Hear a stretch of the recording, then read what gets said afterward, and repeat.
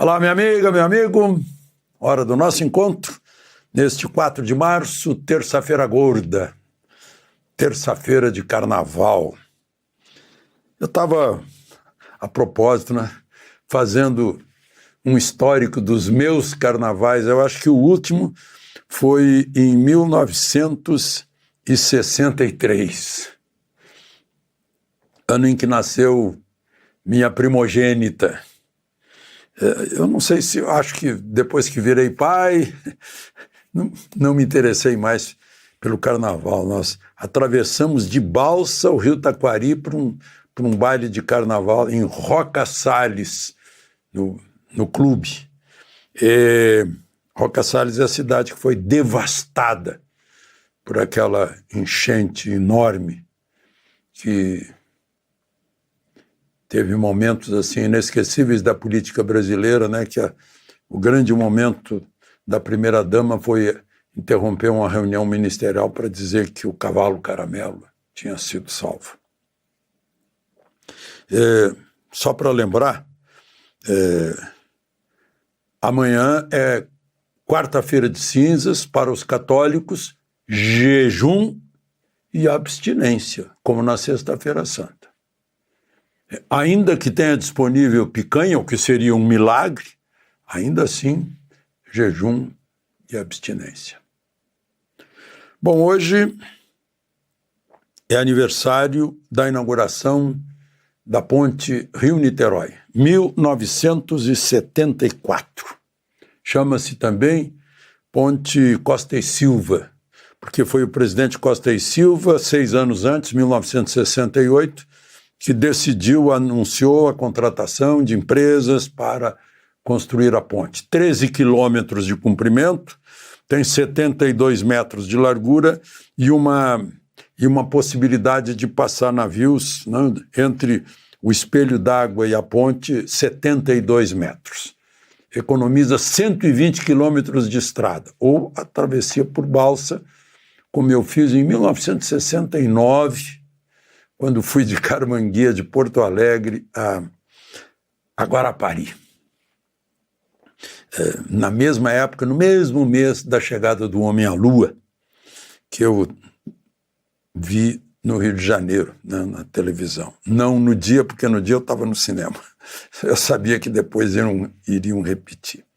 Gente, e hoje é o centenário de nascimento da Inezita Barroso, esse ícone da música caipira. Tinha programas estimulando essa cultura das nossas raízes do interior brasileiro. E a principal música de Inezita, eu, quando trabalhava em rádio, como locutor de rádio, apresentava muitas músicas de Inezita, os discos. Na marvada pinga que eu me atrapalho. Pois é. Tá atual, né? Bom, vamos aos assuntos de hoje. Não esqueça de se inscrever e ao final de deixar o gostei ou não gostei.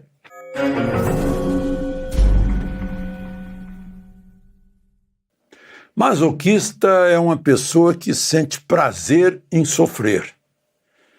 Eu fico pensando, às vezes, se Lula não está entrando no masoquismo, porque as escolhas que ele tem feito parece que quer sofrer mais ainda, mais queda de popularidade, mais desaprovação do seu governo, E eu vejo que isso é dividido aí, até o editorial da Folha de São Paulo de hoje fala em ao levar Gleisi, Lula dá sinais preocupantes. Porque Gleisi, presidente do PT há muitos anos, é uma deputada combativa, mas não é negociadora.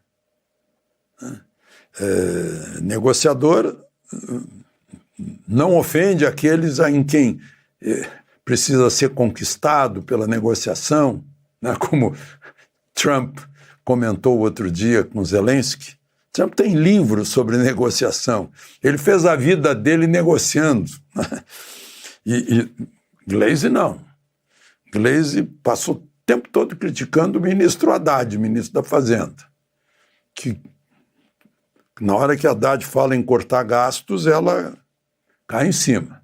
E agora ela é da equipe do Palácio, como eu já mostrei aqui, né? O meio é a mensagem, ela vai olhar para o Haddad na esplanada e dizer, eu estou no Palácio.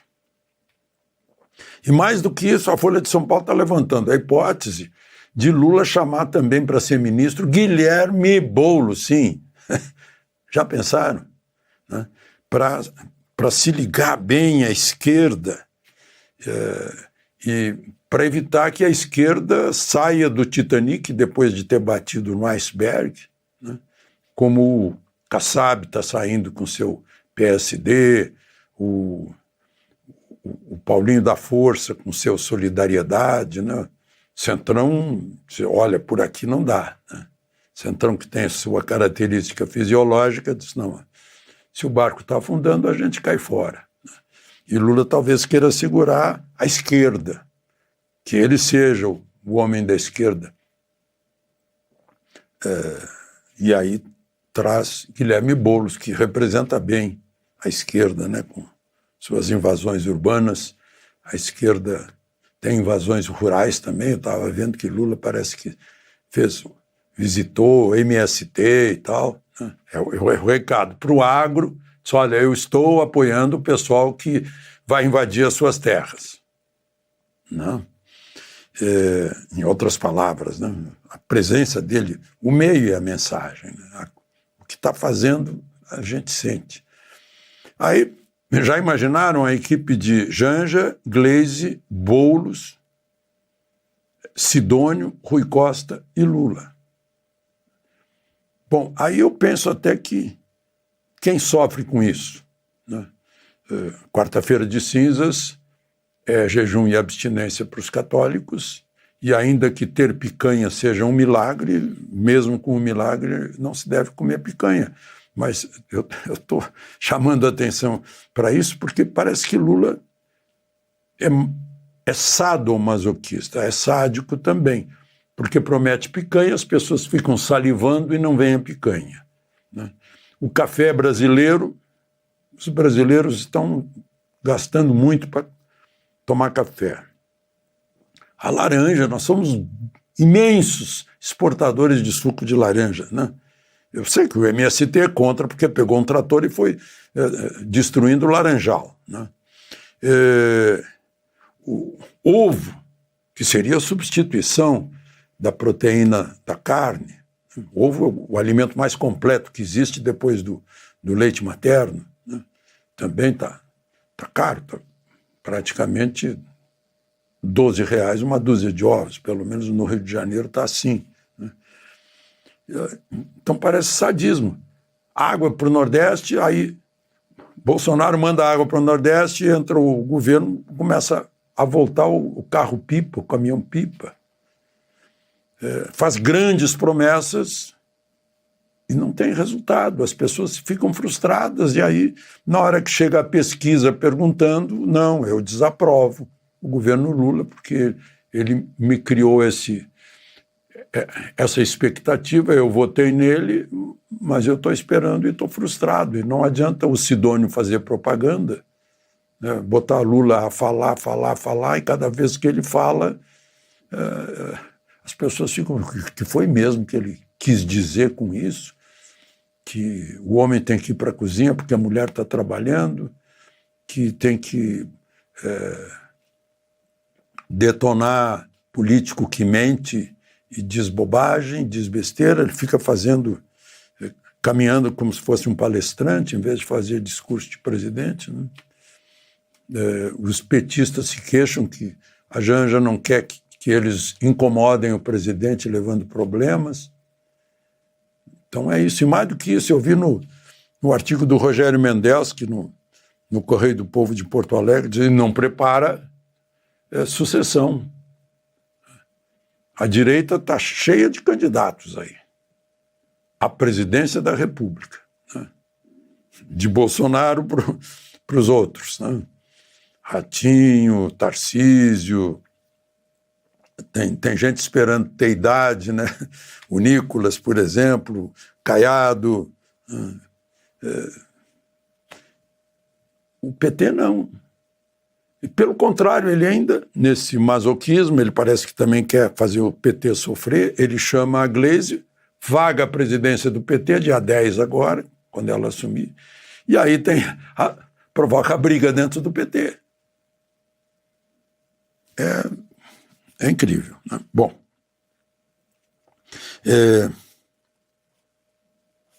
vamos em frente.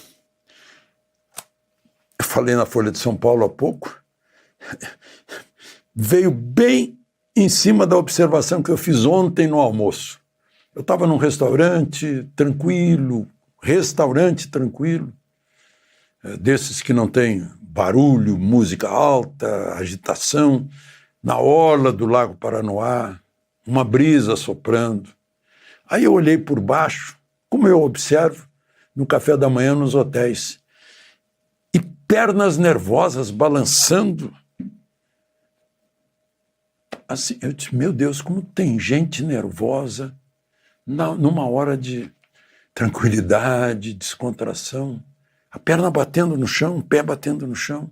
Aí eu vejo aqui, na Folha de São Paulo, um artigo sobre ansiedade nacional, que afetaria 56 milhões de brasileiros, conforme pesquisa Covitel, baseada em 2024. 27% praticamente da população.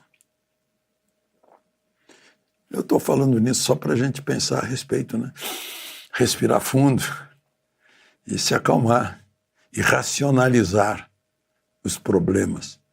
Saber por que o pé está balançando tanto ou o olho está puxando, né? Eu sei que a vida na cidade também é complicada, é muita correria. E mais o preço das coisas, o imposto sendo cobrado, o juro alto, o preço subindo, tudo. Bom, agora vejo a notícia da Espanha. Oswaldo Eustáquio, um dos perseguidos políticos, foi para o Paraguai se recusou a extraditar para o Brasil, foi para a Espanha, lá na Espanha também não está havendo prisão com extradição. Em geral, o que a gente vê quando se trata de pessoas que estão sendo perseguidas por emitirem opinião, os governos consideram que isso é a liberdade de expressão, a liberdade política. Onde não há liberdade política é regime totalitário. E só um regime totalitário é que extradita para outro regime totalitário alguém que estiver sendo perseguido pela justiça por crime de opinião. Não? Bom, enfim, né? Só para encerrar, estão vendo os resultados de Trump, o negociador? Praticamente expulsou da Casa Branca o Zelensky afinou completamente, já disse que está disposto a aceitar tudo que o Trump quiser, vende terras raras para os Estados Unidos, aceita o plano de reconstrução, acordo, quer paz com Putin também quer paz com Zelensky, lá na faixa de Gaza, os países árabes, eu imagino que seja a Arábia Saudita na frente, puxa, gostaram do plano de Trump, eles é que querem reconstruir tudo, tirando o Hamas de lá, né? Eu fico imaginando converter aquilo lá numa Cancún, né? É renda para todo mundo, né? E para com isso, né? Pois é. E bom negociador é isso. Acaba conseguindo. Já avisou para o Canadá, para o México e para a China, olha, se vocês retalharem, né, a gente dobra a tarifa alfandegária. De Brasília, Alexandre Garcia.